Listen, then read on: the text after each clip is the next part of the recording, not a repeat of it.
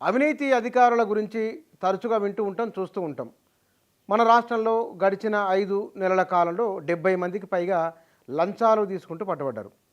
సరిగ్గా వారం రోజుల కిందనే 3 డిపార్ట్మెంట్లకు సంబంధించిన వారు వారి స్థాయిని బట్టి 3 లక్షలు, 2 లక్షల నుంచి 10-20 వేల వరకు లంచాలు తీసుకుంటూ దొరికిండ్రు.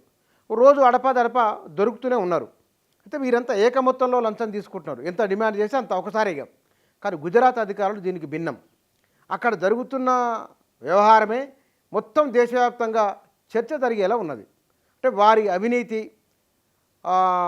దొంగ మంచి దొంగ అన్నట్లు, రవిడి మంచి రవిడి అన్నట్లు, దోచుకునేవాడు మంచి దోపిడిదారు, హృదయం ఉన్నవాడు అన్నట్లు ఇక్కడ హృదయం ఉన్న అవినీతి అధికారులు, దయార్థ హృదయులు ఒకేసారి కాకుండా విడతల వారీగా లంచాన్ని జనం నుంచి పీల్చి పిప్పి చేస్తున్నారు. అంత దయార్థ హృదయం వారికి ఉన్నది. ఒక్కరని కాదు, వివిధ డిపార్ట్మెంట్లు దాంట్లో ఉన్నాయి. నిజంగానే ఇట్లాంటి అవినీతి ఈ రూపంలో ఉంటుందా అనే ఒక సందేహం కలిగితే ఆశ్చర్యం కూడా అనిపిస్తుంది. అలాంటి ఘటనలు ఒకసారి చూద్దాం. ఇక్కడ ఈఎంఐ రూపంలో లంచం కొత్తగా కనుక్కున్నారు గుజరాత్ అధికారులు. వీళ్ళు వస్తువులు కొనుగోలు రవాణాలకైనా ఈఎంఐలు ఉండేది, లంచానికి ఉండొద్దు అనుకున్నారేమో గుజరాత్ అధికారులు. వెంటనే ఈఎంఐ పథకాన్ని ప్రవేశపెట్టి బాధితులపై ఒకేసారి ఆర్థిక భారం పడకుండా మనసు చాటుకున్నారు.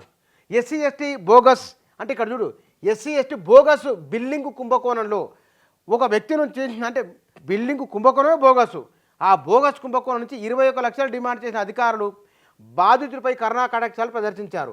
అంత సొమ్ము ఒకేసారి చెల్లించడం కష్టమని భావించి దాన్ని ఈఎంఐలుగా విభజించి ప్రతి నెలకు 2 లక్షల చొప్పున చెల్లించాలని ఆదేశించారు. మిగిలిన 3 లక్షలు చివరి 3 నెలలు నెలకు ₹1,00,000 చొప్పున ఇవ్వాలని వారి ఉదారతను చాటుకున్నారు. మరి ఇంకా ఈ మహానుభావుడైతే మరి గొప్పోడు. ఇంకా వాయిదాల్లో ముడుపులాట.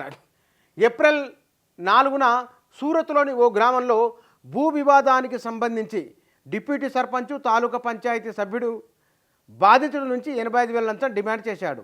అయితే ఆ తర్వాత అతడి ఆర్థిక పరిస్థితి కరిగిపోయి ఆ మొత్తాన్ని 35,000 చొప్పున 3 ఇన్స్టాల్మెంట్లుగా విభజించి భారందించాడు. ఇటీవల 2 పోలీసులు 4 లక్షల లంచంతో పట్టుపడ్డారు. ఎక్కడ గుజరాత్లోనే. విచారణలో తేలింది ఏమిటంటే వారు అడిగింది మొత్తం 10 లక్షల డిమాండు. మొదటి ఇన్స్టాల్మెంట్ కింద 4 లక్షలు తీసుకుంటూ వాళ్ళు పోలీసులకు దొరికిండ్రు. మరో కేసులో సైబర్ క్రైమ్ పోలీసులు 10 లక్షల లంచాన్ని 4 ఇన్స్టాల్మెంట్లుగా విభజించాడు.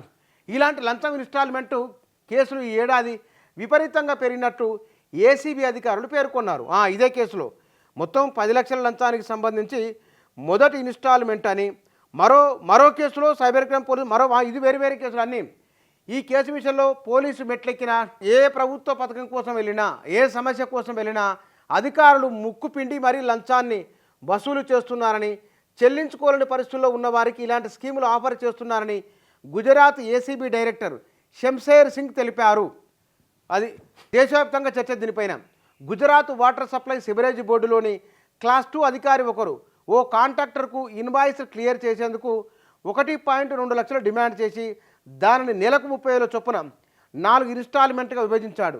అవినీతి అధికారుల ఇన్స్టాల్మెంట్ల వ్యవహారం ఇప్పుడు దేశవ్యాప్తంగా చర్చనీయాంశం అవుతున్నది. ఇది అంటే అధికారుల లంచము, అంటే లంచము చాణక్యుడు చెప్పింది, చేపలు నీళ్ళల్లో ఉంటాయి, అవి నీళ్లు తాగేది గుర్తించలేము, అధికారుల లంచాలను కూడా గుర్తించడం కష్టమవుతుంది అనేది.